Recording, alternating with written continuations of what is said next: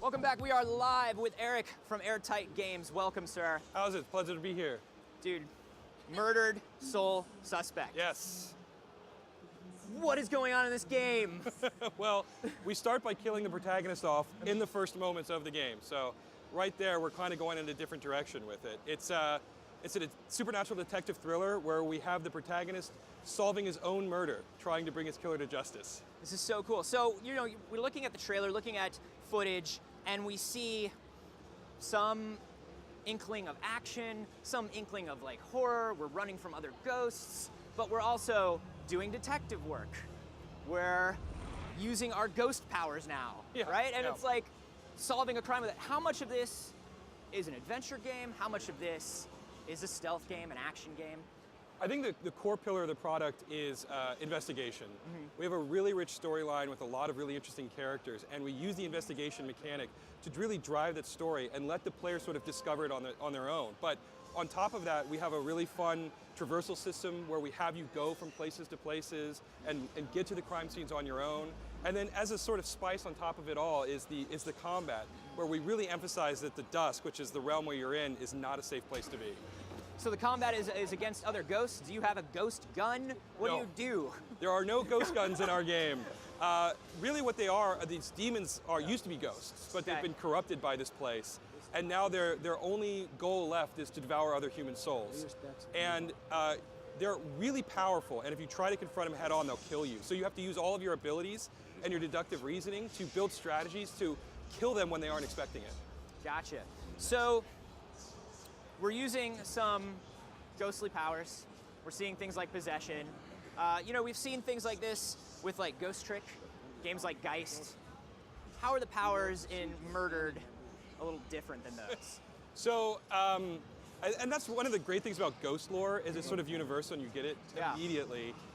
We use possession a little bit differently. We don't let you directly control the player because one of the things that we want the player to feel is I need to think outside of the box. I need to go in a different direction with this.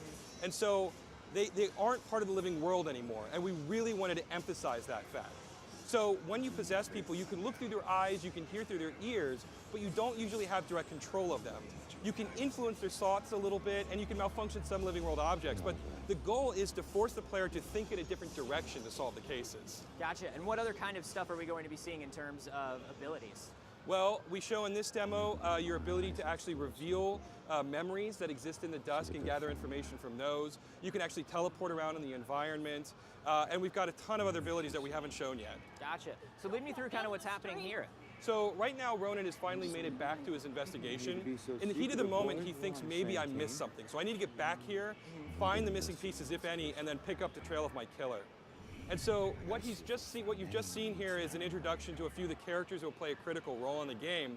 But as he launches off in the investigation, the first thing you're going to see are the dusk objects, these dusk vestiges that exist in the world. The dusk exists because of human suffering.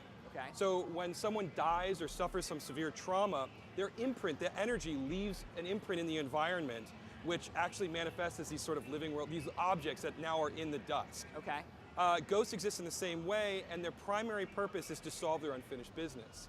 If they don't do that, then they become those demons that I was mentioning. Gotcha. So I would imagine being a detective in a ghost world full of ghost people, ghost problems to solve, you're probably helping a lot of them. Yes, you will see a lot of other ghosts in the game. There's a lot of optional content. If the player wants to, they can go, they can take on other cases, they can learn a little bit about the town, a little bit about the characters who inhabit the town, and it fills in some of the blanks about who Ronan is. Cool. So what are we about to do here in this investigation? What you're looking at right now is you're sort of getting a sense of what the crime scene is, what's going on here. You saw that text floating in the environment. Ronan doesn't have access to a notepad, so he can't write his information down. And so we use this visual to sort of represent his mind's eye. As he's working through the investigation, what do I need to do? What's my next goal? What do I need to be discovering here? The first place he's going to start in just a second here is with his own body. What better place to start, right? Sure. So as he makes sure that this is where he needs to go, he sees some other clues over here that we'll get to into a moment. He's going to investigate, and in life, Ronan was an incredible detective, and he preserves that as he comes into the dusk. So the basic abilities that you're going to have as a detective of observation will carry over once you get into the gameplay. Gotcha. And so we don't have a notepad. We don't have a weapon anymore. how much can we interact and influence objects in the real world? There is some limited interaction in the real world, but it's mostly about poltergeisting things and drawing people's attention. Gotcha. So here we're figuring out how we died? Yes, well, we know how we died. We're just trying to make sure that we haven't missed anything. So as he plays this mini game, in this particular instance, he's getting a flashback of what just happened to him. Again, it's sort of this whole, it's all mental, it's all in his head as he pieces it together. But that's sort of the baseline ability. It's one of the first things that you learn how to do. Okay. The next thing he's going to do as the demo continues is he's going to go over here and possess Stuart. And we're going to see a little bit of that possession gameplay that I was talking about. Cool. So he's going to hop into him, and again, he can't control Stuart directly, but he's able to look through his eyes. And so as he starts analyzing his notepad, he's going to try to find something that could be relevant to what he's trying to figure out. I love this. I love that you have to find what's relevant to you. Yes, exactly. That's very cool. In this instance, the victim's gun was the murder weapon. That gives you a little bit of insight about the killer. He didn't come here with a plan. He didn't come here intending to kill Ronan. So that gives you some clues about the nature of who your killer is and what he's doing here. Gotcha. So he's going to continue on, and then now you're going to be able to hear into a conversation that you wouldn't be able to hear otherwise. Cool. So this is interesting. So we're hanging out, we're listening. Do we hear conversations more clearly when we possess a member of that conversation? Yes, absolutely. When people are talking close, it's hard to understand what they're saying. So to make sure that you get all the information, you actually should hear through their ears. That way their focus is on what they're listening to, and it gives you a better sense of what's going on. Now, we have limited control over the people we possess. Correct. We can access feelings. Can we change their feelings? Can we change the way they're having their conversation? You'll see that in a little bit here. Once he gets done listening to this conversation, another ability the player has is to basically influence, in some capacity, the way people act or the way they think about. So once he figures out that they know a little bit about the case here, he's going to go over a witness who is so distraught by what she's seen, she can't articulate her thoughts to the police officer. So he's finished here, so he's going to make his way over to the witness now. Tell me about the badge that we just earned. So the badge system is a way to reinforce good gameplay. We don't want the player to be punished for doing poorly. We want them to be rewarded for doing well. Yeah. We want to encourage them to continue on with the storyline. We don't want them frustrated and turning the game off and not coming back. Sure. So the badge system is a way that if you do the investigation well, you'll get more badges, and the reward system will earn you more experience for future upgrades. Cool. So as you can see here, he's influenced this woman. He's actually taken one of his own memories and put it into her head and gotten her to articulate what she saw. Wow. So now he has information that no one else has access to because she's so in shock by what she's seen. Now, when you put memories into other people's heads, like right now we're obviously using that. She was there, it was something she already saw. We just need her to be able to talk about it. Yes. What are you going to be able to do to people's heads when you're putting other memories into them? So again, we don't want the player basically controlling and doing living world things. So it works in a limited capacity. Okay. People with free will have the resistance, they can resist it, but you can sort of direct them in little ways that you'll see as you play through the game. Cool. And so here we're obviously, this is all the relevant information that we found, the clues. Right, we're piecing it together now. So the first step was going, okay, let me make sure I know what the cops know. But let me think about what I know that the cops don't know, and that was the witness statement we were able to get. So as he pieces it all together, he's going back over it again in his head, and now he knows that he needs to make it up to the fourth floor to continue the investigation, to go back to where it all started. Gotcha. So we're not hearing it here on the floor, but I would love to know a little bit about the tone of the world. Is this more noirish? Is this more kind of modern? What kind of mystery story are we telling? Sure. So the game takes place in modern day Salem, Massachusetts, a fictionalized version of Salem, but gotcha. It's inspired by that town. That's my way in. And we're going for obviously kind of a creepy vibe in a sense. Salem has got a really rich supernatural history, right? And the way the town looks is really the perfect setting for the kind of game we want to build here. I mean, as you can see, the street is such an interesting place to look at already. Yeah, you've got like the old cobblestones there. Mm-hmm. So we're trying to get to the fourth floor. I am assuming, can we walk through a door? So here's the interesting thing about ghosts. Tell they're not me, really bound. what is the interesting thing about ghosts? They're not really bound per se to the physical world. So as you've already seen, he's passed through a bunch of things. Yeah. Exterior walls actually affect ghosts though. Okay. That's because the citizens of Salem actually christen the foundations of their building in our game. And what this does is it creates a supernatural barrier that prevents ghosts from freely entering and exiting. Gotcha. So we've jumped ahead a little bit, and we're up on the second floor now. But as it goes back into gameplay, you'll see that the player can pass through all interior walls. Okay. So the christening only affects exterior locations. Oh, that's really cool. So then once you're in there, you just go wherever you want. Yep, absolutely. So how do we get in when those doors are christened? So you have to create a breach in the barrier. Okay. Right. And so on the street, you saw Officer Stewart. He opened the door. That's his way in. Gotcha. But we use that as a basis for a lot of traversal puzzles in the game. Oh, this door's closed. I don't have the easy way in anymore. How do we influence How do we get in? Yep, exactly. Gotcha. It all goes back to that. We really want the player thinking differently about the world. They're a ghost. Yeah. It's really important that they don't think about it like they're a person. They've got a different set of limitations and a different set of powers. Sure. One thing that we always think of when we think about ghosts in these kind of suspense stories is a certain amount of telekinesis, throwing things around.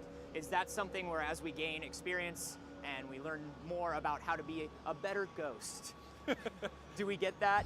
You do get more abilities as you progress further into the game. Yes. Okay. Yes. So we were in kind of this weird witchy room. Yes. And what was going on in there, and what are we about to see? Whoa, hey. Hey, buddy. What are you about? So this is one of the demons that we were talking about. Okay. These guys are extremely dangerous. If you try to attack them head on, they're going to kill you. Wow. So what we really want is the player to be thinking about combat in a very methodical way, so they don't just run headlong into an encounter. They should use their abilities like pass through and possession and get around the enemies and kill them when they're least expecting it. So how do you wind up killing these things? They look pretty intense. So you'll see that in a second. Okay. Now these things don't have souls anymore. Right. So they're kind of like intelligent killers, but they're sort of husks, right? And so when they're least aware of it, their guard is down. And as you'll see here in a second, you actually get inside of them and tear them apart from within. Whoa. That's really cool. So I like this because there's definitely an element of planning and strategy here. Yes, yes. This is not something, I can tell this is not something where we're just going to be surrounded by 80 of these guys. We're using buildings and environments as a puzzle to figure out how to kill the one thing that's in there. Absolutely. It's interesting, our creative director mentioned, and I think it's a really good analogy, is that in a sense, combat is a different type of investigation. Very cool. So you can see here, he's hopped in a human, and we're using possession in a combat scenario instead of an investigation scenario. Okay. While you're in living beings, the demons can't see you. So you can use them to get around them, navigate past you wouldn't be able to get past otherwise. And then once you've done that, you can jump outside of them, use things like pass through and these other abilities that you'll get over the course of the game. And what we're going to show you here is another ability that you'll have.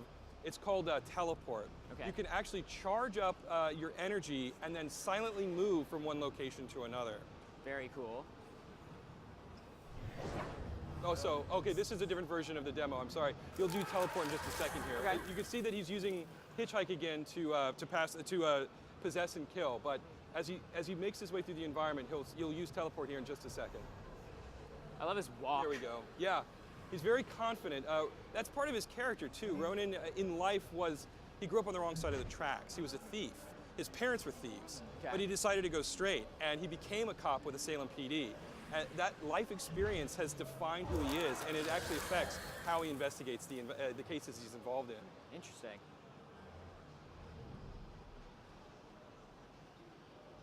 So he's going to make his way up to the 4th floor now, and now he's going to be able to complete the investigation that will lead him hopefully to where his killer's location is. Okay, folks, I need you to keep your distance from the scene.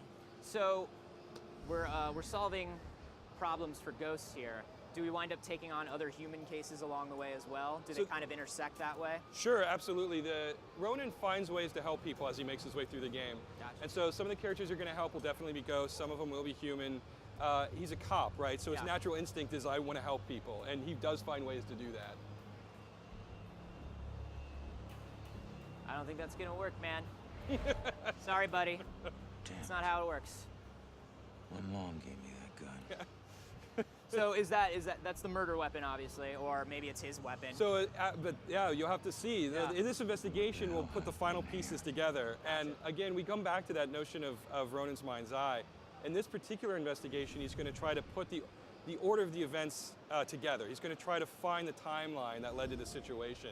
and you're going to discover things about Ronin, or about this case that's going to take you in new directions, including why the gun is there on the ground. This is awesome, man. This is definitely something very unlike anything we've seen before, which is something I expect from you guys at this point. Thank you so much, man, Absolutely, for coming by. it was a pleasure. Do you know when we're going to see Sole Suspect? It's coming out in early 2014. Excellent. Yes. Thanks again.